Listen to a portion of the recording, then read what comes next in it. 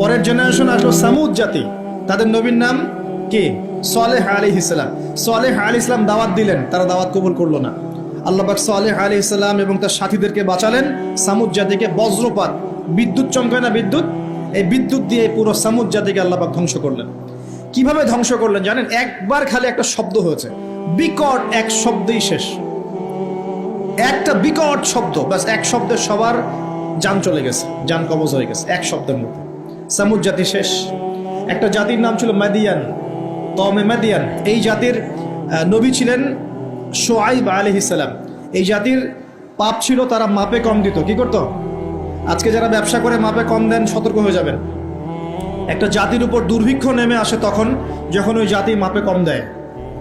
আমাদের সমাজে প্রচুর ব্যবসায়ী আছেন যারা মাপে কম দেন, ভেজাল খাওয়ান, একদিনের খাবার আরেকদিন খাওয়ান, মিথ্যা কসম করে পণ্য বিক্রি করেন এবং মানুষকে বিষ খাওয়াতেও দ্বিধাবোধ করেন না, সামান্য কয়টা টাকার জন্য।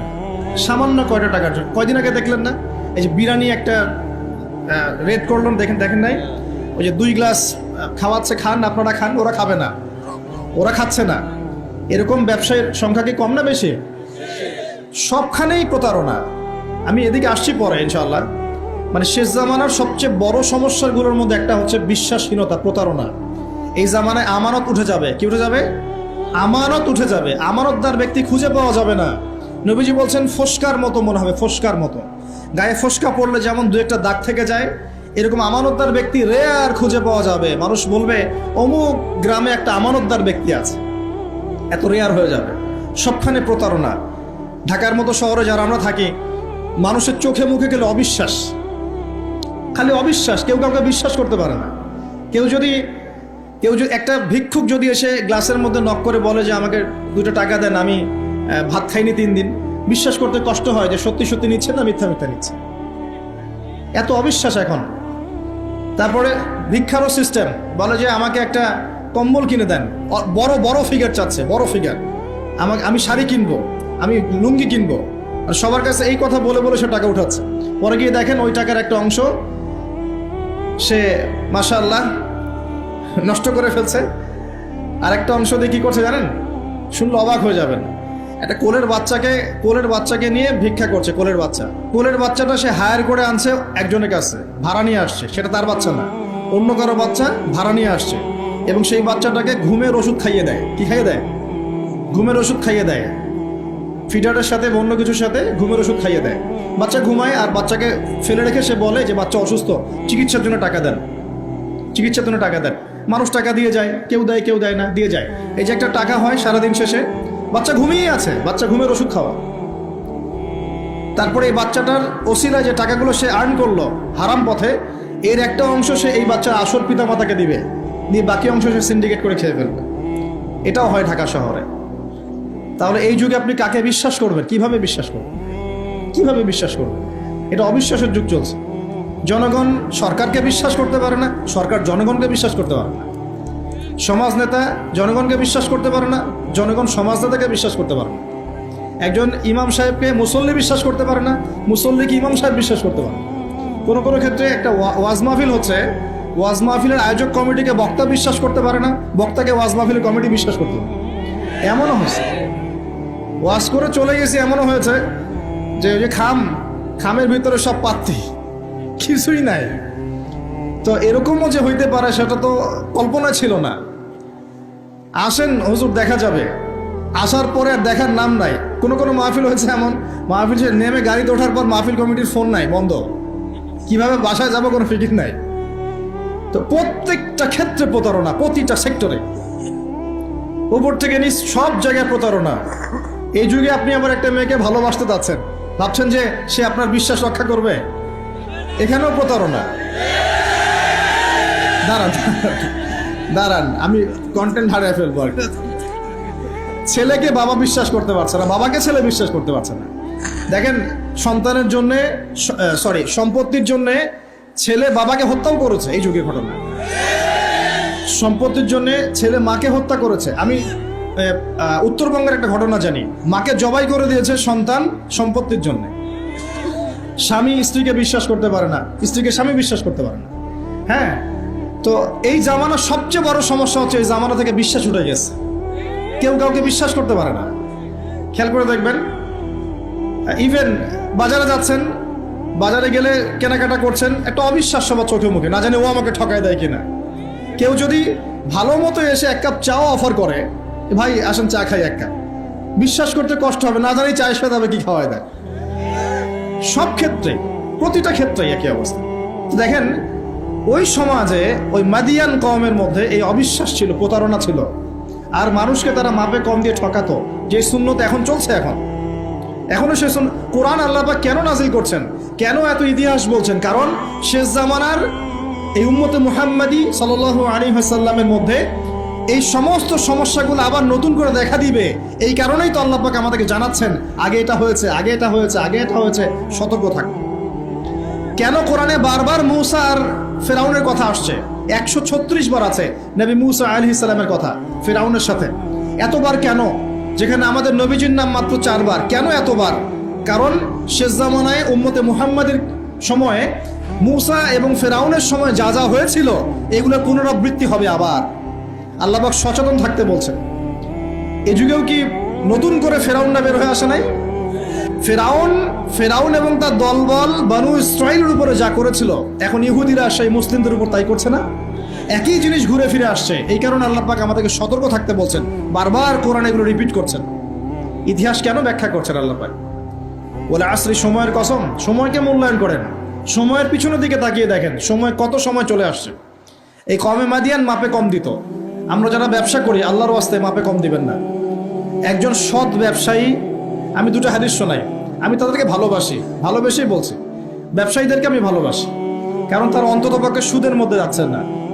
এখন ব্যবসা করে আপনি যদি হালাল ধরে রাখতে না পারেন তাহলে ব্যবসাটা বৃথা হচ্ছে।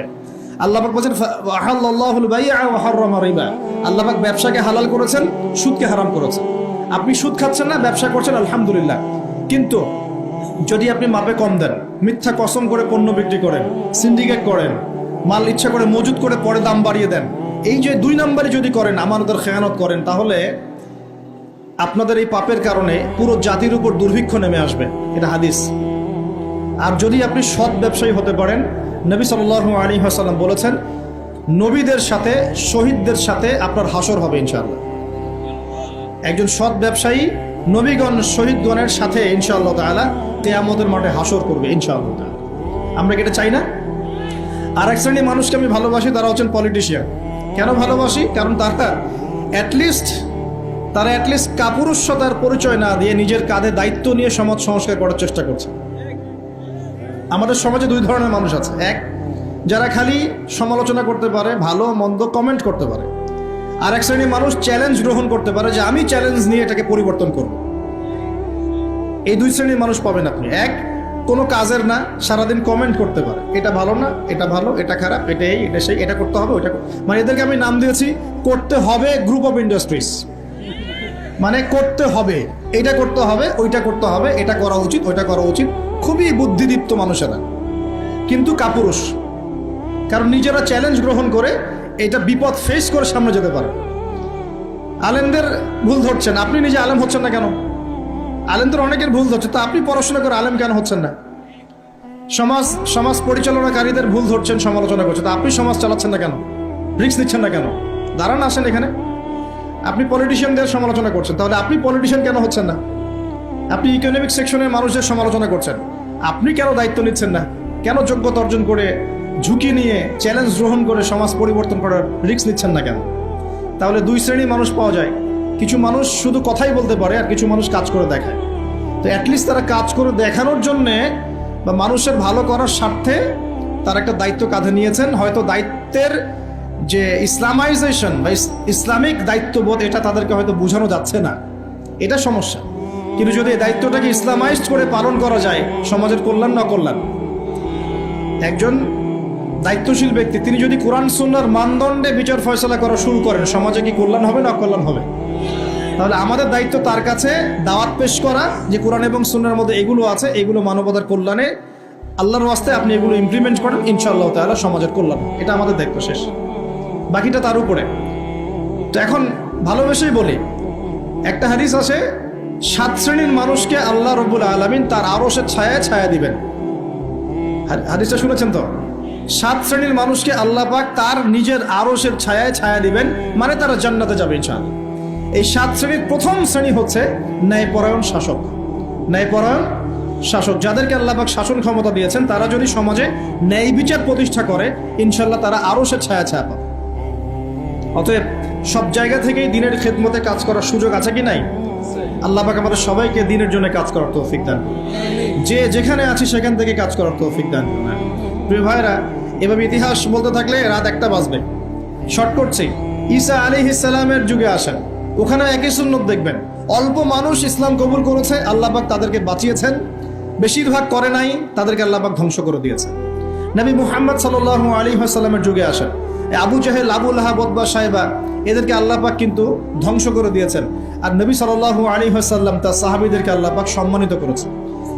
ওয়াল আসরি, সময়ের কসম, আল্লাহ পাক দেখাচ্ছেন আমাদেরকে প্রত্যেক যুগে যুগেই। খেয়াল করেন, প্রত্যেক যুগে যুগে ইতিহাসের শুরু থেকে শেষ পর্যন্ত যারাই আল্লাহ পাকের বিধানগুলো মেনে চলবে, তার নবীর আদর্শ মেনে চলবে এবং আল্লাহর বিরুদ্ধাচরণ করবে না, ইনশাআল্লাহ আল্লাহ পাক দুনিয়াতেও সফল করবেন, পরকালেও জান্নাত দিবেন ইনশাআল্লাহ তাআলা। আর প্রত্যেক যুগে যুগে যারাই আল্লাহ এবং তার রাসূলের বিরুদ্ধাচরণ করবে, নবী রাসূলের আনুগত্য করবে না, আল্লাহর বিধান মানবে না, দুনিয়াতেও ধ্বংস করবেন, পরকালে আযাব দিবেন ইনশাআল্লাহ। এই সুন্নতের কোনো ব্যতিক্রম হবে না। আল্লাহ পাক আমাদের সবাইকে এই কথাটা বোঝার তৌফিক দান করুন। এবার এই সময় বা মহাকালের কসম আল্লাহ পাক আরেকটা কারণে করেছেন, যুবক ভাই আপনি বোঝেন। এই সময় বা মহাকালের কসম আল্লাহ পাক আরো একটা কারণে করেছেন, সেটা হলো আল্লাহ পাক আমাদের হায়াতকে মূল্যায়ন করতে বলছেন। আল্লাহ পাক আমাদেরকে আমাদের হায়াতকে মূল্যায়ন করতে বলছেন। একটু চোখ বন্ধ করে রাত্রেবেলা চিন্তা করবেন, মনে করেন আপনার হায়াত 60 বছর। কত বছর? মনে করেন, ফর এক্সাম্পল, চোখ বন্ধ করবেন, আজকে বাসায় গিয়ে ঘুমানোর সময় দোয়া দরুদ পড়ে চোখটা বন্ধ করে ভাববেন, আদনান ভাই কথাটা বলে গেছে, একটু ভাবি। এইটুক যদি ভাবতে পারেন আজকে বাসায় গিয়ে, আজকে ওয়াজ আমার সফল ইনশাআল্লাহ। এই যে 200 কিলো আসছি, আবার 200 কিলো যাবো, ইনশাআল্লাহ সফল। কি ভাববেন প্রিয় ভাই? আমিও কিন্তু তরুণ, আমি কিন্তু বুড়া হয়ে যাই নাই। বুড়া হয়ে গেছে এখনো? আচ্ছা, আপনিও তরুণ। তরুণরা একটু ভাবি, চোখ বন্ধ করে ভাববেন যে আল্লাহ পাক আপনাকে সৃষ্টি করেছিলেন আল্লাহর ইবাদত করার জন্য। সূরা জারিয়াত 56 নম্বর আয়াত, ওয়া মা খালাকতুল জিন্না ওয়াল ইনসা ইল্লা লিয়াবুদুন। 1 2 আল্লাহ পাক আপনাকে সৃষ্টি করেছিলেন যাতে করে আল্লাহর দিনটাকে আপনি আল্লাহর জমিনে প্রচার করেন, প্রসার করেন, প্রতিষ্ঠা লাভ করেন। এই দুইটা আপনার কাজ ছিল। এখন আপনার বয়স হয়ে গেছে 30 বা 25, ধরে নেন যে আপনার হায়াত 60 বছর। তার মানে আপনার জীবনে বাকি আছে এখন 30 বছর। এই যে 30 বছর আপনি নষ্ট করেছেন বা চলে গেছে, চোখ বন্ধ করে চিন্তা করবেন এই 30 বছরে কত ওয়াক্ত নামাজ পড়েছেন, কতদিন রোজা রেখেছেন, এই 30 বছরে 30টা আয়াত আপনি পড়েছেন কিনা, এই 30 বছরে 30টা সূরা আপনি শিখেছেন কিনা, 30 বছরে আপনি 30টা ইসলামিক বই পড়েছেন কিনা, আপনি নবীর 30টা হাদিস পড়েছেন কিনা, 30 দিন জামাতের সাথে নামাজ পড়েছেন কিনা, 30 দিন দিনের দাওয়াত দিয়েছেন কিনা, 30টা দিন দান সদকা করেছেন কিনা। আমি খুব বেসিক কথা বলছি, আমি বলিনি আপনি 30 দিন 30টা যুদ্ধ করেছেন কিনা, এই কথা বলিনি। আমি আপনাকে বেসিক কথা বলছি, একদম বেসিক প্রাইমারি কথা। আপনি 30 দিন নামাজ পড়েছেন কিনা, 30টা রোজা ঠিক মতো রাখছেন কিনা, আপনি কি 30 বার মেয়েকে দেখে চোখ নামাতে পেরেছেন কিনা, আপনি কি 30টা সূরা শিখেছেন কিনা, 30 বার আপনি কি রাসূলের জীবনী পড়েছেন কিনা, তার হাদিস পড়েছেন কিনা, আপনি কি নবী সাল্লাল্লাহু আলাইহি ওয়াসাল্লামের স্ত্রীদের নাম জানেন কিনা, তার জীবনী জানেন কিনা, আকীদা কি জিনিস আপনি জানেন কিনা, 30টা মাসলা মাসাইল আপনি বোঝেন কিনা। আপনি চিন্তা করবেন আজকে, এই একটা চিন্তা আপনার জীবনটাকে বদলে ফেলবে ইনশাআল্লাহ। এই একটা চিন্তাই যথেষ্ট আপনার জীবনকে বদলে ফেলার জন্য। এই চিন্তাটা আরেকভাবে করবেন, এটা ভাবার পরে আপনি চোখটা খুলবেন, চোখটা খুলে সাদা কাগজ নিয়ে বসবেন, উঠে বসবেন, বসে আপনি লিখবেন। এই যুব ভাই শোনেন, বসে আপনি লিখবেন। কি লিখবেন? আপনি লিখবেন এই 30 বছরে আপনি কতগুলো গুনাহ করেছেন, মনে পড়ে কি কি।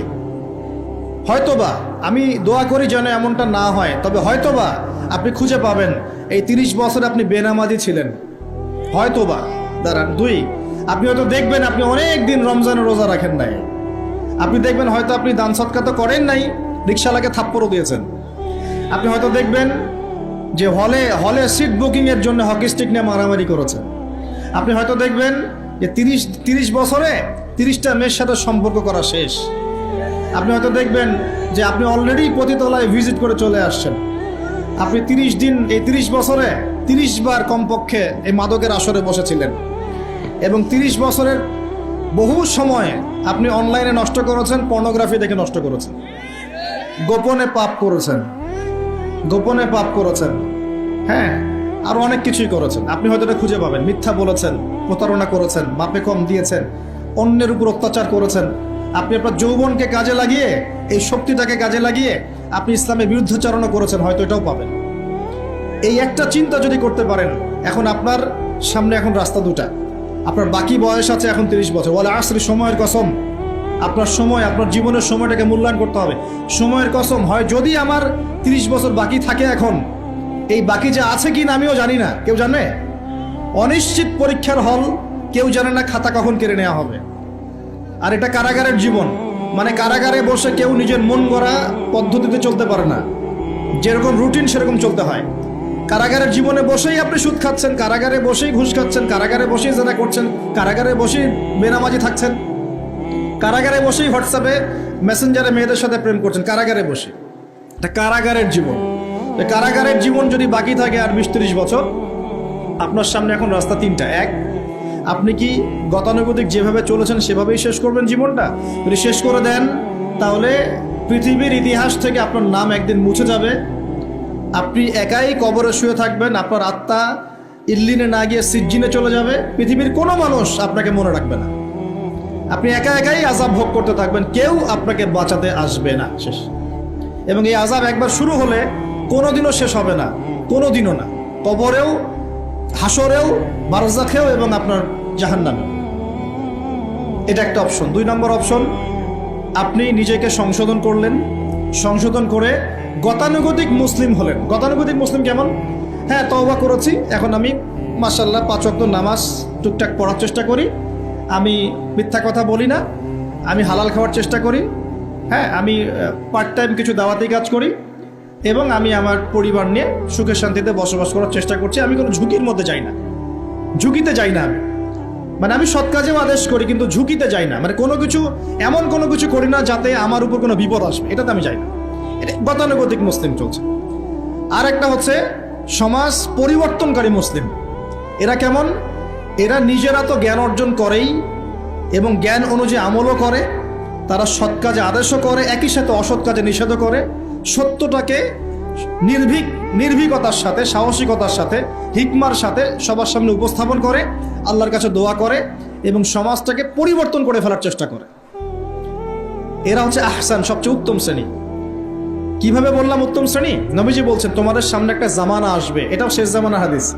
তোমাদের সামনে একটা জামানা আসবে, জামানা সবরিন, কঠিন সবরের জামানা। ঈমান ধরে রাখা হাতে জ্বলন্ত আগুন ধরে রাখার মতো হবে। ওই সময় যদি তোমরা কেউ আমার সুন্নতের উপর অটল থাকতে পারো, আমার মৃত সুন্নতকে আবার জীবিত করতে পারো, তাহলে 50 জন শহীদ সাহাবীর নেকি পাবে ইনশাআল্লাহ। এরা সমাজ পরিবর্তনকারী মানুষ। আর ইতিহাসে যারা সমাজ পরিবর্তনকারী মানুষ, তাদের জীবনে পরতে পরতে বিপদ আপদ বলা মুসিবত আসবেই। আমার ছোট্ট গবেষণায় 4টা ক্ষেত্র থেকে আসতে পারে যখন আপনি হকের উপর থাকবেন। 1 নাম্বার, প্রথম বাধা চলে আসবে পরিবার থেকে। কোত্থেকে? পরিবার। আপনি গতানুগতিক মুসলিম হলে আপনি সব জায়গায় পার পেয়ে যাবেন, কিন্তু যদি একটু কঠোরতা প্রয়োগ করেন যে আমি একদম কোরআন সুন্নাহর 100% ফলো করতে চাই, আমি এমন না যে নামাজও পড়ি শুধু খাবো, এমন হবো না।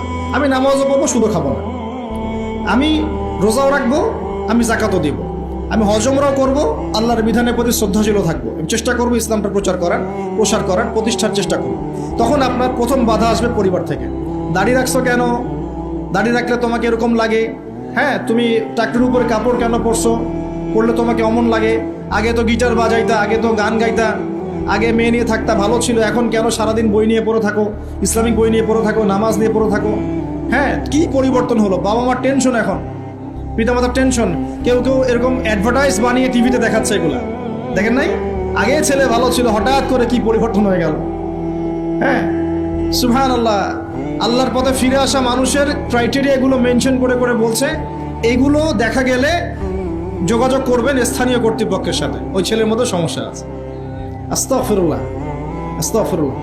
একজন ব্যক্তি গিটার বাজাতো, গান গাইতো, মাদকের সাথে ছিল, মেয়ে নিয়ে ফুর্তি করত, সেখান থেকে এসেছে নামাজ পড়ছে, এই জন্য কি সে জঙ্গি হয়ে যাবে? এখন সে মাশাআল্লাহ কোরআন তেলাওয়াত করছে, কোরআন বোঝার চেষ্টা করছে, আলেম ওলামার কাছে গিয়ে পরামর্শ করছে, হাদিস পড়ছে, এই জন্য কি সে জঙ্গি হয়ে গেছে? পশ্চিমারা যা গিলায় আমরা তাই গিলি। পশ্চিমারা যা গিলায় আমরা তাই গিলবো কেন? ওদের কাছে কিসের জ্ঞান আছে? পশ্চিমাদের কাছে কোরআনের জ্ঞান আছে, হাদিসের জ্ঞান আছে। ও সিলেক্ট করে দিবে যে কোনটা জিহাদ আর কোনটা জঙ্গিবাদ। আশ্চর্য একটা ব্যাপার। কোরআন এবং সুন্নাহর চর্চা যদি মুসলিমরা করে, তাহলে কি তারা সন্ত্রাসী হয়ে যাবে? ওরা তো চাইবেই যেন আমরা এই কাজগুলো না করি। ওরা তো চাইবেই যাতে আমরা কোরআন সুন্নাহর চর্চা না করি। ওরা যা বলে সেই ভাষায় আমরা কথা বলা শুরু করেছি। ওরা বলছে, একটু পরে আমি বুঝাচ্ছি আপনাদেরকে, ওরা বলেছে যে জ্ঞান সেটাই, ভালো করে বোঝেন, জ্ঞান সেটাই যেটা পরীক্ষা নিরীক্ষা, যুক্তি বিজ্ঞান, দর্শন দিয়ে লাভ করা যায়। আর আমরা বলছি আল্লাহর ওহী হচ্ছে চূড়ান্ত জ্ঞান। আল্লাহর ওহী কি? চূড়ান্ত জ্ঞান। এই যে জ্ঞানতাত্ত্বিক পার্থক্য, ওরা যা দেখে না তাতে বিশ্বাস করে না, এই কারণে তারা জিনে বিশ্বাস করে না, আত্মায় বিশ্বাস করে না, আল্লাহ বিশ্বাস করে না, ফেরেশতায় বিশ্বাস করে না, পরে আগের আসমানি কিতাবে বিশ্বাস করে না, নবী রাসূলে বিশ্বাস করে না, কবরের আযাব, জান্নাত জাহান্নাম, মিজান, ফজিলত কোনো কিছু বিশ্বাস করে না। কেন করে না? ওদের এপিস্টেমোলজি হচ্ছে, জ্ঞানতাত্ত্বিক দর্শন হচ্ছে যা দেখি না বিশ্বাস করি না। আর ওই দর্শনটা আমরা কাট পেস্ট করে নিয়ে আমাদের ছোট ছোট বাচ্চাদেরকে এখন গিলাচ্ছে এগুলো। এখন ওই দর্শন কেন ফলো করব আমরা? আমাদের দর্শন হচ্ছে চূড়ান্ত জ্ঞান কার পক্ষ থেকে আসে? আল্লাহর পক্ষ থেকে আসে। আল্লাহ যা সত্য বলেছেন তাই সত্য, আল্লাহ যা মিথ্যা বলেছেন তাই মিথ্যা। আল্লাহর ওহী চূড়ান্ত সত্য মিথ্যার মানদণ্ড, মানুষের যুক্তি বিজ্ঞান দর্শন নয়। এই জায়গায় তো পার্থক্য, সে করেই তো পার্থক্য। এই জ্ঞানতাত্ত্বিক সংজ্ঞায় পার্থক্য বলেই তো আপনাকে ডারউইনের মতবাদ পড়াচ্ছে, কারণ সে তো বিশ্বাসই করে না যে মানুষকে আল্লাহ সৃষ্টি করেছে। আর আমরা বিশ্বাস করি আদম আলাইহিস সালামকে সৃষ্টি করেছেন কে? অতএব এই মতবাদের আমাদের কোনো প্রয়োজন নাই, কারণ আমরা তো জানি কোরআনে আল্লাহ পাক এটা বলেছেন। যে জানে না, যার কাছে কোরআন নাই, যার কাছে হাদিস নাই, তার ওই মতবাদের প্রয়োজন আছে, আমার তো নাই। তো ওরা যা বলে আমরা তাই গেলার চেষ্টা করি। ওরা এগুলো সংজ্ঞা শিখিয়ে দিয়েছে যে মুসলিম যুবকরা এরকম এরকম করলে তারা খারাপ হয়ে যাবে, এখন ব্যাস এটা প্রচার করা হচ্ছে। আশ্চর্য বিষয়। আমরা তো চাইবো প্রত্যেক ঘরে ঘরে কোরআনওয়ালা মানুষ তৈরি হোক, হাদিসওয়ালা মানুষ তৈরি হোক, নামাজি হয়ে যাক সবাই, তাহলে সমাজে শান্তি আসবে। একজন নামাজি ব্যক্তি বেশি ভদ্র হয় না বেনামাজি ভদ্র হয়? বলেন। তার নামাজ মানুষকে শৃঙ্খলা শেখায় না, কোরআন মানুষকে মানবতা শেখায় না। কোরআন সুন্নাহর কোনো জায়গায় কি বলা আছে নিরপরাধ কোনো মানুষকে হত্যা করতে হবে? বরং আমি তো একটা আয়াত বললাম, কেউ যদি একজন মানুষের জীবন বাঁচায়, সূরা মাইদা আল্লাহ পাক বলছেন, কেউ যদি একজন মানুষের জীবন বাঁচায়, সে যেন পুরো মানব জাতিকে বাঁচালো, বলি আলহামদুলিল্লাহ। আর কেউ যদি কোনো মানুষকে অন্যায়ভাবে হত্যা করে, সে যেন পুরো মানব জাতিকে হত্যা করে। একটু খেয়াল করে দেখেন, সারা বিশ্বে যত মানুষকে হত্যা করা হচ্ছে মুসলিম কান্ট্রিগুলোতে, সিরিয়া, ইয়েমেন, প্যালেস্টাইন, আফগান তো চলে গেল, তারপরে আপনার ইরাক, লিবিয়া, জর্ডান, লেবানন, ঠিক আছে, ওই যে রোহিঙ্গা, তারপরে উইঘুর, মুসলিমদেরকে যেখানে যেখানে হত্যা করা হয়েছে, এখানে মানবতা বিরোধী অপরাধ হয়নি? এটাকে সন্ত্রাসবাদ বলা যায় না? এটা ওদের জঙ্গিবাদ নয় কি? তাহলে প্রকৃত অর্থে সন্ত্রাসী এবং জঙ্গি কারা? মুসলিমরা না ওরা? যখন নিরপরাধ মাসুম বাচ্চাদেরকে বোম মেরে হত্যা করা হয়, মা বোনদেরকে ইজ্জত নষ্ট করা হয়, আমাদের মুসলিম ভাইদেরকে পাখির মতো গুলি করে হত্যা করা হয়, তখন এই মতবাদ থাকে না? তো এদের কাছ থেকে আমাদেরকে শিখতে হবে কোনটা ন্যায় কোনটা অন্যায়। এগুলো চলতে থাক, কিন্তু এই চলা ইনশাআল্লাহ তাআলা বেশি দিন সাস্টেইন করবে না ইনশাআল্লাহ। কারণ আমরা শেষ জামানার ছাত্র, আমরা জানি যে এই জুলুম ইনশাআল্লাহ তাআলা এই বিশ্বের বেশি দিন থাকবে না ইনশাআল্লাহ। অচিরে আল্লাহ রাব্বুল আলামিন এমন প্রজন্ম আনবেন, এমন নেতা আনবেন যাকে আল্লাহ পাক বলছেন তার নাম হবে মাহদি, এবং তার নাম মুহাম্মদ, তার টাইটেল মাহদি। বাবার নাম আব্দুল্লাহ, মায়ের নাম আমিনা। মুহাম্মদ সাল্লাল্লাহু আলাইহি ওয়াসাল্লামের বংশধর থেকে একজন। তার সাথে আল্লাহ পাক ঈসা আলাইহিস সালামকে পাঠাবেন, এবং তিনি এই পুরো জুলুমের শেকড়টাকে এমনভাবে উপরে ফেলবেন যে 40 বছর তার ন্যায় এবং ইনসাফের শাসন না আসা পর্যন্ত কিয়ামত হবে না ইনশাআল্লাহ। অতএব সামনে অপেক্ষা করছে এই বিজয়ের দিন। খুশি হচ্ছেন না বেজার হচ্ছেন? ইনশাআল্লাহ তাআলা এই দিন আমরা দেখে যেতে পারি না পারি, এই মেসেজটা তো পৌঁছে দিতে পারি যে সামনে এটা আসছে ইনশাআল্লাহ। আমাদেরও কিছু দায়িত্ব আছে, আমি সেদিকে পরে আসবো ইনশাআল্লাহ। প্রিয় ভাইরা, একটা কথা খালি বললাম এখানে, যে সময়টাকে মূল্যায়ন করতে আল্লাহ পাক আপনাকে পরামর্শ দিয়েছেন। এখন আপনার সামনে সবচেয়ে বেস্ট অপশন কোনটা? আপনি পাপগুলোর লিস্ট করে 2 রাকাত নামাজ পড়বেন, সুন্দর করে ওযু করে চোখের পানি ছেড়ে দিয়ে আল্লাহকে বলবেন, আল্লাহ এই 30 বছর আমি যত পাপ করেছি, যত পাপ আল্লাহ করেছি, জেনে করেছি না জেনে করেছি, বুঝে করেছি না বুঝে করেছি, প্রকাশ্যে করেছি গোপনে করেছি, যত পাপ আল্লাহ হয়েছে আমার দ্বারা, আল্লাহ তুমি সমস্ত পাপকে মাফ করে দাও।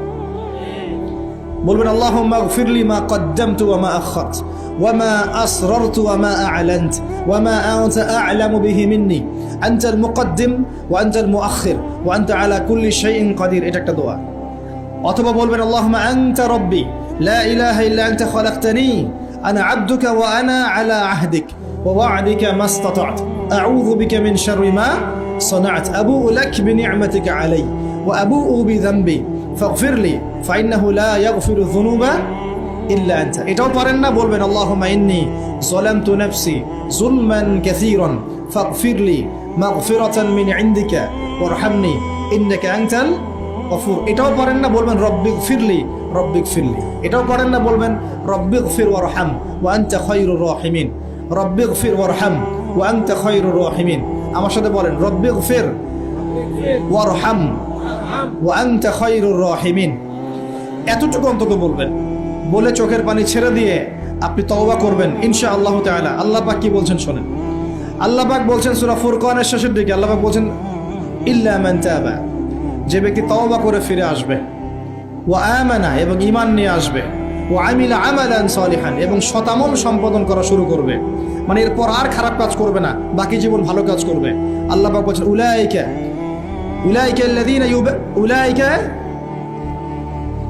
ইল্লা মান তাবা ওয়া আমানা ওয়া আমিলা আমালান সালিহান ফাউলাইকা ইউবাদদিলুল্লাহু সাইয়্যাতিহিম হাসানাত। এরাই সেই ব্যক্তি, এরাই সেই সব মানুষ যাদের সমস্ত গুনাহকে আল্লাহ পাক নেকি দিয়ে পরিবর্তন করে দেবেন ইনশাআল্লাহ। শুধু গুনাহ মাফ করে দিবেন না, আল্লাহ পাক বলেছেন শুধু গুনাহ মাফ করব না, যদি গুনাহ হয়ে থাকে 1 কোটি, আল্লাহ পাক 1 কোটি নেকি দিয়ে পরিবর্তন করে দিবেন। কিসের অপেক্ষা তাহলে? এখন আজকে কোনো অপেক্ষা হবে? আজকে রাত্রে ইনশাআল্লাহ তওবা করে, এখনই তওবা করে ফেলবো ইনশাআল্লাহ। ওয়াজ শুনে বাসায় গিয়ে জায়নামাজে বিছিয়ে 2 রাকাত নামাজ পড়ে খাস তওবা করে, এভারেজ মুসলিম হওয়ার তওবা করব না। কিরকম মুসলিম হওয়ার তওবা করব? যেই মুসলিমরা সমাজ পরিবর্তন করে দিয়েছে ওই মুসলিম হওয়ার চেষ্টা করবো ইনশাআল্লাহ। এটা করতে গেলে কি লাগবে? ফার্স্ট অফ অল আপনাকে জ্ঞান অর্জন করতে হবে। কি করতে হবে? প্রচুর পড়াশোনা করতে হবে, জ্ঞানের বিপ্লব চাই, জ্ঞানের পুরো বিপ্লব চাই। তারপরে বেশি বেশি নেক আমল করতে হবে নবীর সুন্নাহ অনুযায়ী, এরপর হালাল খাইতে হবে, তারপরে আদর্শ পরিবার করতে হবে, নিজের পরিবারে পর্দা সালাত কায়েম করতে হবে, তারপরে সমাজে সৎ কাজে আদেশ করবেন, অসৎ কাজে নিষেধ করবেন, এই যে মানব কল্যাণমূলক কাজ করবেন, সবার সাথে ঐক্যবদ্ধ থাকবেন, বিভক্ত হবেন না, সবার কল্যাণ চাবেন, কারো অকল্যাণ চাবেন না, কারোর সাথে হিংসা বিদ্বেষ গীবত্ব আমাদের মধ্যে যাবেন না, সমালোচনা সংস্কৃতির মধ্যে যাবেন না, আল্লাহওয়ালা আত্মশুদ্ধিওয়ালা মানুষের কাছে থাকবেন, পলিটিশিয়ানদের সাথে ভালো সম্পর্ক রাখবেন, তাদেরকে নিয়ে দিনের কাজ করবেন, তাদেরকে বাদ দিয়ে দিনের কাজ করবেন না, তাদেরকে নিয়ে দিনের কাজ করবেন, এবং তাদের মধ্যে যারা সৎ যারা তাদেরকে ভোট দিবেন। সমস্যা কি? ডেমোক্রেসি 100% ইসলামিক পদ্ধতি কিনা সেটা পরের প্রশ্ন। এখান থেকে আপনি এখন বের হতে পারছেন না, তার মানে এখান থেকে স্কিপ করা আপনার পক্ষে পসিবল হচ্ছে না। তাহলে যে ব্যক্তি সৎ তাকে কমসে কম নিযুক্ত করেন, সমস্যা কোথায়? তার দ্বারা কিছুটা হলেও তো উপকার হবে।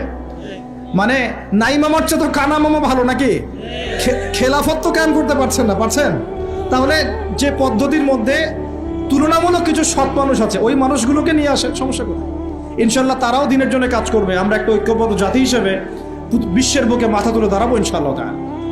ইনশাআল্লাহ আমি খুব স্বপ্ন দেখি, আমি খুব আশা পোষণ করি। আর স্বপ্ন দেখতে হয়, স্বপ্নই আপনাকে ঘুমাতে দিবে না। স্বপ্ন কি? স্বপ্ন দেখতে হয়। স্বপ্ন নিয়ে তো মানুষ বাঁচে। একটা উন্নত জাতি গঠনের এবং সব দিক থেকে সমৃদ্ধ একটা দেশ গঠনের স্বপ্ন আমরা সবাই দেখব, কেন দেখব না? এই স্বপ্ন নিয়ে আমরা বাঁচবো, ইসলামিকভাবে গড়বো, যাতে বিশ্বের বুকে আমাদের দেশটা মাথা তুলে দাঁড়াতে পারে ইনশাআল্লাহ। মাথা তুলে দাঁড়াবো মানে কাতার একটা ছোট্ট কান্ট্রি না, ঢাকা শহরের সমানও হয়তো না। কাতার এত ছোট কান্ট্রি, এই ছোট্ট একটা কান্ট্রি সারা বিশ্বের বড় বড় অ্যাফেয়ার্সের মধ্যে মাথা ঢুকাচ্ছে। আপনারা কি জানেন যে আমেরিকার সাথে তালেবানদের যে মিউচুয়াল আত্মসমর্পণের বা মিউচুয়াল যেটা হয়েছে সন্ধি, যেটা আমরা বলি যুদ্ধবিরতি, বলা যায় যে আমেরিকার পরাজয় এবং তাদের বিজয়, এটাই বলা যায়। তো এখানে সবচেয়ে ভালো ভাইটাল রোল কে প্লে করেছেন জানেন? এই কাতার। ছোট্ট একটা কান্ট্রি। কাতার হচ্ছে আমাদের আয়তন অনেক বড়। ওই যে বলেছি উত্তর কোরিয়া ছোট্ট কান্ট্রি, মাথা পিছু আয় আমাদের চাইতেও কম কোনো কোনো সময়। মিসাইল বানিয়ে রেখে দিয়েছে, আমেরিকা ভয়ে তার সামনে যেতে পারে। খেয়াল করেছেন? আয়তন কিছুই না। যদি আমরা ঐক্যবদ্ধ হতে পারি, শিক্ষিত হতে পারি, প্রযুক্তির জ্ঞান অর্জন করতে পারি, আমাদের মধ্যে ঐক্য থাকে, আপোষে আমরা মিল মহব্বতের সাথে, ন্যায়ের সাথে যদি আমরা সমাজ পরিচালনা করতে পারি, বাংলাদেশও বিশ্বকে নেতৃত্ব দেবে ইনশাআল্লাহ। কেন আমরা সবসময় নতজানু হয়ে থাকবো? কি জন্যে? আমরা ঋণ চাবো কেন? আমরা ঋণ দিব উল্টা ওদেরকে। আমরা ঋণ দিব ওদেরকে পুরো। আমরা কি দেই নাই মনে করছেন নাকি? একটা সময় ছিল যখন আমরাই সবাইকে লোন দিয়েছি, জানেন? একটা সময় ছিল যখন এই মুসলিমদের লোনের উপরে পশ্চিমারা টিকে থাকতো। আমরা ওদেরকে জ্ঞান দিয়েছি, মেডিকেল সায়েন্স দিয়েছি, প্রযুক্তির সবকিছু দিয়েছি। ওই মঙ্গোলিয়ানরা যখন আক্রমণ করেছিল বাগদাদ হালাকু খায়ের সময়, তখন আমাদের একটা অধঃপতন ঘটেছে। অনেক জ্ঞান, অনেক সম্পদ নষ্ট হয়ে গেছে। তারপর যখন ক্রুসেড শুরু হলো, ক্রুসেড ব্যাক টু ব্যাক 3-4টা ক্রুসেড হয়েছে, এই ক্রুসেডগুলোতে মুসলিমদের কিছুটা অধঃপতন হয়েছে। এরপর যখন অটোম্যানরা রাশিয়ার পক্ষ নিয়েছে, আর প্রথম বিশ্বযুদ্ধে যখন ব্রিটেন জয়লাভ করে, তখন মুসলিমদের অধঃপতন শুরু হয়েছে। এর আগ পর্যন্ত মুসলিমরা সারা বিশ্বকে শাসন করেছে। আমাদের ইতিহাস ভুলে গেলে চলবে না। স্বপ্ন দেখেন, ইতিহাস পড়েন। আল্লাহ পাক সময়ের মূল্যায়ন করতে বলেছেন। প্রিয় ভাইরা, ইতিহাস পড়েন, কোরআনের হিস্ট্রি পড়েন, বিশ্বের হিস্ট্রি পড়েন, নিজের সময়কে মূল্যায়ন করেন। আজকেই তওবা করেন, ফিরে আসেন এবং দিনের জন্য কাজ করার প্রত্যয় ব্যক্ত করেন। আল্লাহ পাক তৌফিক দান করুন। এই সময়ের কসম করে আল্লাহ বলছেন সবাই ক্ষতির মধ্যে আছে। সবাই বলতে কারা? সবাই বলতে সেই সব মানুষ বাদ দিয়ে যারা 4টা গুণ অর্জন করবে। কয়টা গুণ ভাই? মাত্র 4টা গুণ। কয়টা গুণ? এই 4টা গুণ একসাথে অর্জন করতে পারবো ইনশাআল্লাহ? ওয়াদা করছি পারবো ইনশাআল্লাহ? চেষ্টা করবো তো ইনশাআল্লাহ? শুনে নেন, সংক্ষিপ্ত করে বলছি। 1, আমাদের সবাইকে মুমিন হতে হবে। ইল্লাল্লাযীনা আমানু, যারা ঈমানদার। ঈমানদার কারা? উত্তর হাদিসে জিবরিলের মধ্যে আছে। নবী সাল্লাল্লাহু আলাইহি ওয়াসাল্লামকে জিবরাইল আলাইহিস সালাম জিজ্ঞাসা করছেন, আখবিরনি আনিল ঈমান, হে নবী আমাকে ঈমান সম্পর্কে বলুন। এই জায়গায় একটু ভালো করে বোঝেন। এখানে বর্তমান যে শিক্ষা ব্যবস্থা নিয়ে যে কথাটা উঠেছে, এর একটা গোড়ার সমস্যা চলে আসবে। একটু ভালো করে বোঝেন এই জায়গাটা। জিবরাইল আলাইহিস সালাম বলছেন, হে মুহাম্মদ সাল্লাল্লাহু আলাইহি ওয়াসাল্লাম, আল ঈমান, ঈমান হচ্ছে আন তুমিনা বিল্লাহ, তুমি আল্লাহতে বিশ্বাস করবে। 1, ওয়া মালাইকাতিহি, ফেরেশতাগণে বিশ্বাস করবে। 2, 3, ওয়া কুতুবিহি, আসমানি কিতাব সমূহে বিশ্বাস করবে। 4, ওয়া রুসুলিহি, রাসূলগণে বিশ্বাস করবে। 5, ওয়াল ইয়াউমিল আখির, পরকালে বিশ্বাস করবে। 6, ওয়াল কদরি খাইরি ওয়া শাররি, তাকদীরের ভালো মন্দে বিশ্বাস করবে। একটু মনোযোগ দিয়ে দেখেন, ঈমানের 6টা পিলার কি ছোঁয়া যায়? এগুলো কি কঠিন? এগুলো কি তরল? এগুলো কি বায়বীয়? এগুলোকে কি জ্ঞানের সংজ্ঞায় ফেলা যায়? ঈমানের 6 পিলারকে চোখে দেখা যায়? স্পর্শ করা যায়? ঈমানের 6 পিলার, এই 6টা পিলার, এই 6টা পিলারকে কি ল্যাবরেটরিতে ল্যাবে বসে প্রমাণ করা যাবে? এই 6টা পিলারকে কি যুক্তি, বিজ্ঞান, দর্শনের মানদণ্ডে বিচার করা যাবে? যাবে না। আল্লাহ পাক বলছেন, আলিফ লাম মিম যালিকাল কিতাব লা রাইবা ফি হুদাল লিল মুত্তাকিন। মুত্তাকি কারা? আল্লাযীনা ইউমিনুনা বিল গায়বি, যারা এই গায়েবে বিশ্বাস করে। ঈমানের 6 পিলার সবই গায়েব। এই গায়েবে অদৃশ্য বিশ্বাস না করতে পারলে আপনি মুমিন হতে পারবেন। তো আমাদের বিলিভ, আমাদের বিশ্বাসের ভিত্তিটা হচ্ছে অদৃশ্য। আমাদের বিশ্বাসের ভিত্তি কি? অদৃশ্যের জগৎ, গায়েবের জগৎ। আর পশ্চিমাদের বিশ্বাসের জগৎ হচ্ছে দৃশ্যমান জগৎ। এই কারণেই তাদের শিক্ষা সিস্টেমগুলো সব দৃশ্যমান জিনিসে বিশ্বাস করে, অদৃশ্য বিশ্বাস করে না। এই কারণেই তারা এই সব মতবাদগুলোকে বইপত্র নিয়ে আসে। এই ডারউইনের মতবাদ বলেন, এই যে আপনার এটা কি অ্যাস্ট্রোনমিক্যাল ইয়েগুলো বলেন, নাসার গবেষণাগুলোকে বলেন, মঙ্গলের এটা খুঁজতেছে, চাঁদে ওটা খুঁজতেছে। মানে ওরা চোখে যা দেখবে এটা বিশ্বাস করবে, চোখে যা দেখি না বিশ্বাস করবো না। আর ওই মতবাদটাকে তারা জোর করে মুসলিমদের উপর চাপাতে যাচ্ছে। এই কারণেই মুসলিমদের বইপত্রের মধ্যে এখন এগুলো ঢুকে যাচ্ছে, এই মতবাদগুলো ঢুকে যাচ্ছে। তাহলে সমস্যা কিন্তু গোড়ায়। আমাদের কাছে জ্ঞানের সংজ্ঞা হচ্ছে জ্ঞান আল্লাহর পক্ষ থেকে আসে। আল্লামাল ইনসান মা লাম ইয়ালাম, আমি মানুষকে সেই জ্ঞান শিক্ষা দিয়েছি যা মানুষ জানতো না। আল্লাহ বলছেন আমি শিক্ষা দিয়েছি, মানুষ জ্ঞানী ছিল না, আমি শিক্ষা দিয়েছি। আল্লাহ বলছেন ওয়াকুলিল হাক্কু মির রাব্বিকুম, সূরা কাহফ 29 নম্বর আয়াত। আল্লাহ বলছেন হক সেটাই, জ্ঞান সেটাই যা তোমার রবের পক্ষ থেকে নাজিল হয়। আল্লাহ বলছেন ফালা তাকুনান্না মিনাল মুমতারিন, এই হক আল্লাহর পক্ষ থেকে আসে, তুমি সন্দেহ পোষণ করো না। ওদের জ্ঞানের সংজ্ঞা, জ্ঞান দেখা যায়, ছোঁয়া যায়, উপলব্ধি করা যায়, এর আলোকে জ্ঞান তারা নির্ধারণ করে। আমরা বলছি জ্ঞান হচ্ছে আল্লাহর পক্ষ থেকে আসে। এটাকে আমরা ফিলোসফির ভাষায় বলি এপিস্টেমোলজিক্যাল একটা ডিফারেন্স, মানে জ্ঞানতাত্ত্বিক পার্থক্য। এই কারণেই শিক্ষা ব্যবস্থা এই দ্বৈনতা দেখা দিচ্ছে। ওদের শিক্ষা ব্যবস্থা এরকম, চোখে যা দেখবে তা বিশ্বাস করবে, চোখে যা দেখবে না বিশ্বাস করবে না। আর আমাদের শিক্ষা ব্যবস্থার ভিত্তি হচ্ছে অদৃশ্য, গায়েবে আমরা বিশ্বাস করি। আল্লাহ গায়েব, দেখি নাই, বিশ্বাস করি। ফেরেশতা বিশ্বাস করি, আসমানি কিতাব বিশ্বাস করি, নবী রাসূল বিশ্বাস করি, পরকাল বিশ্বাস করি, আপনার ভাগ্যে বিশ্বাস করি। এগুলো বিশ্বাস না করলে আপনি মুমিন হতে পারবেন না। আর আল্লাহ পাক বলছেন মুমিন না হলে ক্ষতির মধ্যে আছো, সময়ের কসম। প্রথম শর্ত মুমিন হতে হবে, মনে বিশ্বাস করতে হবে, মুখে স্বীকার করতে হবে, কাজেও বাস্তবায়ন করতে হবে। এই পার্থক্যের কারণেই শেকড়ের সমস্যা হয়েছে। এখন ডালপালা নিয়ে আমরা নাড়াচাড়া শুরু করেছি। এইটা কেন, ইতিহাস কেন বিকৃত হচ্ছে, কেন ডারউইনের মতবাদ, কেন এই কেন সেই, এর শেকড়টা হচ্ছে এখানে। এখানে জ্ঞানতাত্ত্বিক পার্থক্য আছে। তো ওরা জ্ঞানের সংজ্ঞা যা বোঝে, আমাদের সংজ্ঞা তা নয়, আর ওদের বুঝটাকে জোর করে চাপিয়ে দেওয়া হচ্ছে আমাদের উপরে। That's all. এখন সলিউশন কি? সলিউশন হচ্ছে আপনাকে বিকল্প সিলেবাস চিন্তা করতে হবে, এমন সিলেবাস যেখানে জেনারেল এবং ইসলামিক শিক্ষার সমন্বয় থাকবে এবং সেগুলোকে পড়ানোর মতো মুত্তাকি টিচারও থাকতে হবে।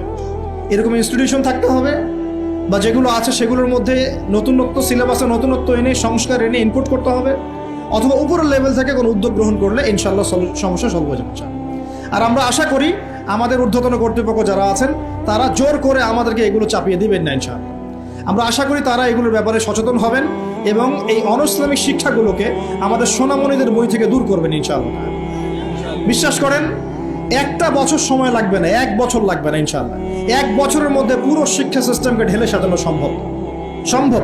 প্রত্যেক প্লে গ্রুপ থেকে শুরু করে মাস্টার্স পর্যন্ত প্রত্যেক সেকশনে জেনারেল শিক্ষার সাথে ইসলামিক শিক্ষাকে সমন্বয় করা সম্ভব। 1 বছর লাগবে না ইনশাআল্লাহ।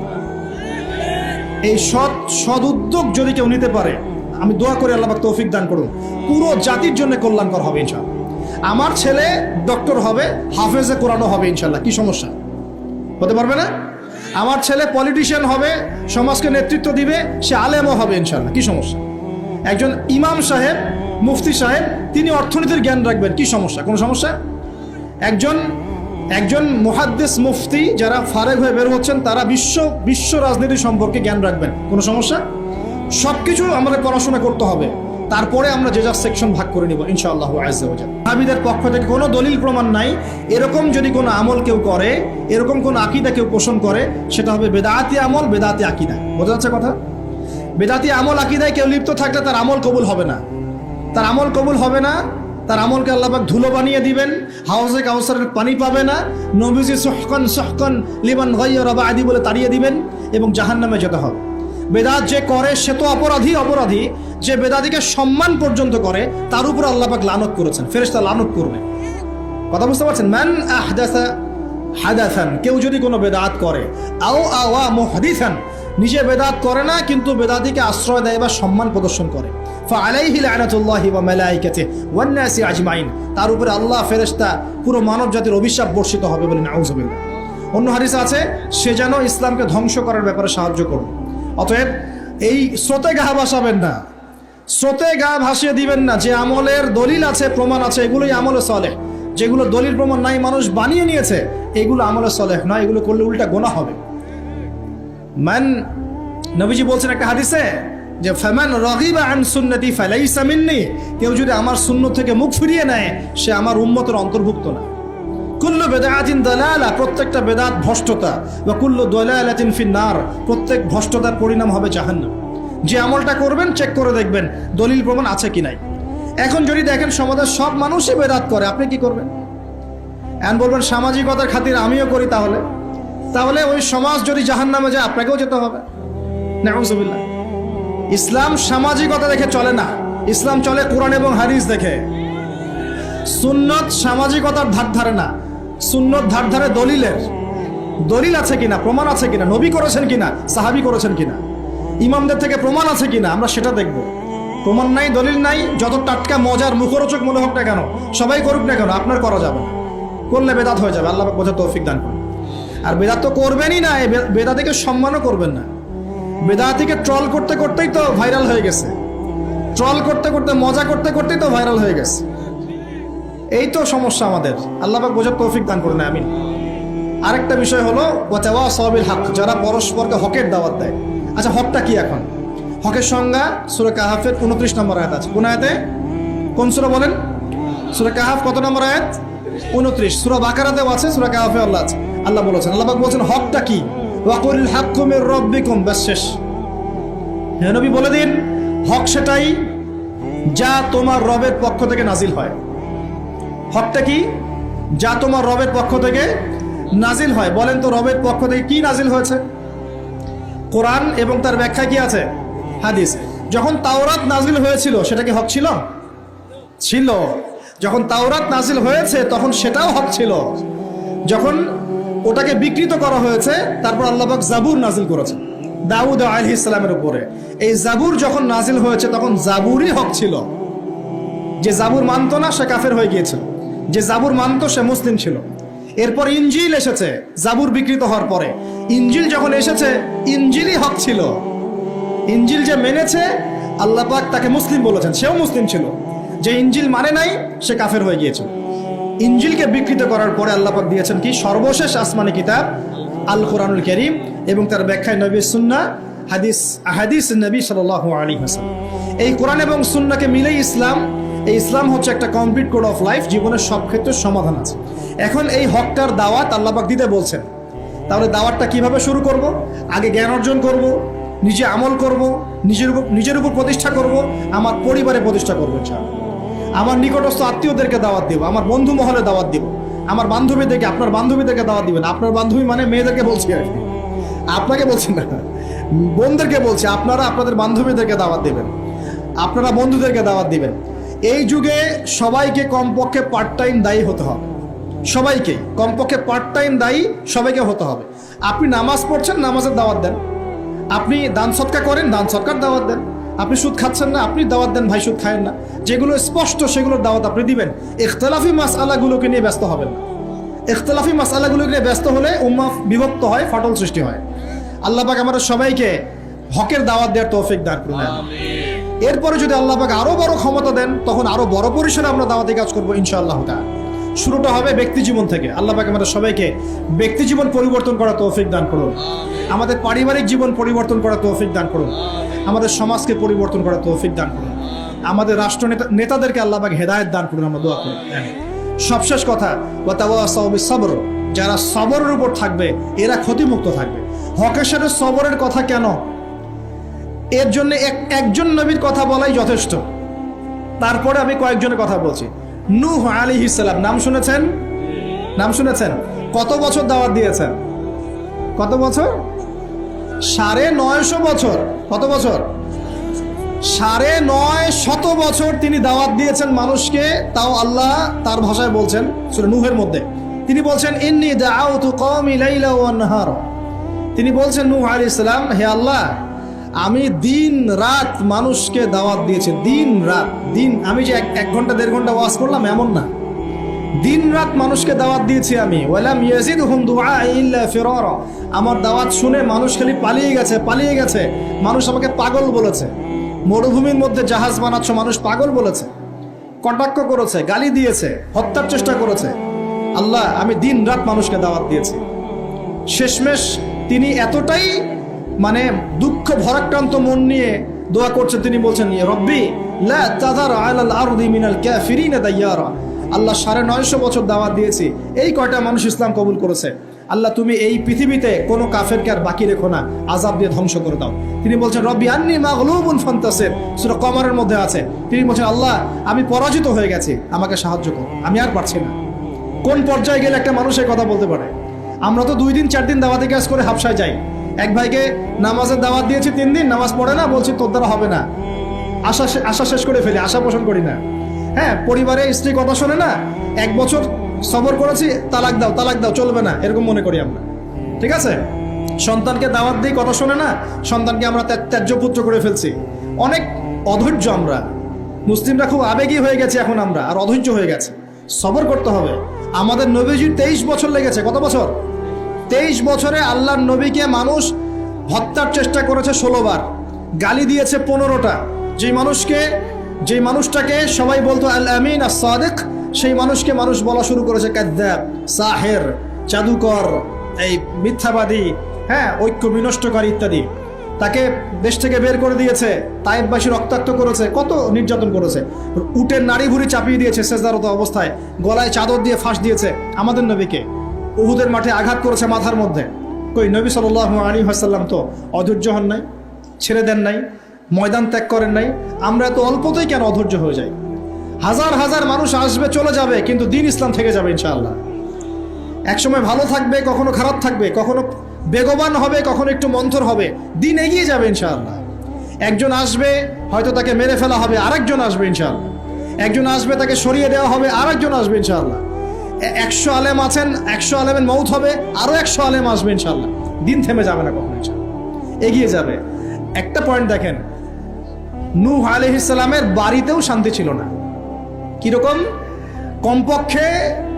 কমপক্ষে আমাদের নবী সাল্লাল্লাহু আলাইহি ওয়াসাল্লামের জীবনে বাইরের মানুষ তাকে কষ্ট দিচ্ছে, ঘরের মধ্যে খাদিজা রাদিয়াল্লাহু আনহা আছেন এবং তিনি তার মতাদর্শের মানুষ।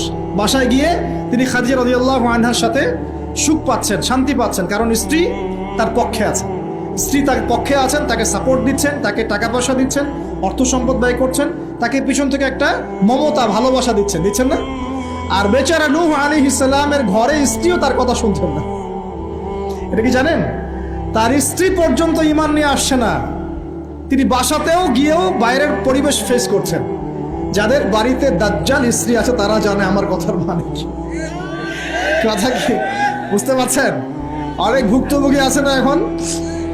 বাহিরে আমরা অনেক প্রবলেম ফেস করি, বাসায় গিয়ে যদি দেখি একজন নেককার স্ত্রী, তার কোলে আপনি শুয়ে আছেন, সে আপনাকে আদর করছে, মহব্বত করছে, তার সাথে আপনি প্রবলেম শেয়ার করছেন, সে আপনাকে সাপোর্ট দিচ্ছে, আপনি কিন্তু ভিতর থেকে একটা ভালো লাগা ফিল করবেন। বাইরের খারাপটা আপনার আর কাজের মাথায় আসবে না এটা। আর যদি দেখেন যে বাইরেও আপনি অনেক স্ট্রাগল করছেন, বাসায় গিয়ে যখন ঢুকলেন, ব্যাস ওখানে আর এক জাহান্নাম শুরু হয়ে গেল, আযাব, তখন কিন্তু আপনার আর মাথা কাজ করবে না। তো এই অবস্থা যাদের আছে, আল্লাহ তাদের অবস্থা উন্নতি করুন, সমস্যা দূর করুন, দোয়া করি।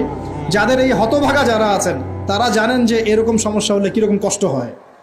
তো নূহ আলাইহিস সালামের কিন্তু ঘরে এই সমস্যা ছিল। আমরা তো কয়দিন আগে দেখলাম না, বাংলাদেশের একজন মানুষ তার স্ত্রীকে নিয়ে একটা অভিযোগ করলেন। এখন আমি অনেকদিন আগেই বলেছি, শেষ জামানায় কিন্তু ফ্যামিনিস্ট রেভলিউশন বাড়বে। কি বাড়বে? ফ্যামিনিস্ট রেভলিউশন মানে নারীকে আপনি আর ঘরে রাখতে পারবেন না, ও বাঁধন ছিন্ন করে বেরিয়ে চলে যাবে।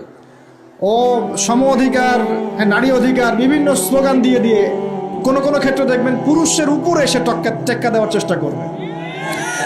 কোনো ক্ষেত্রে নারী নির্যাতনের জায়গায় পুরুষ নির্যাতন করা শুরু হবে, দেখবেন।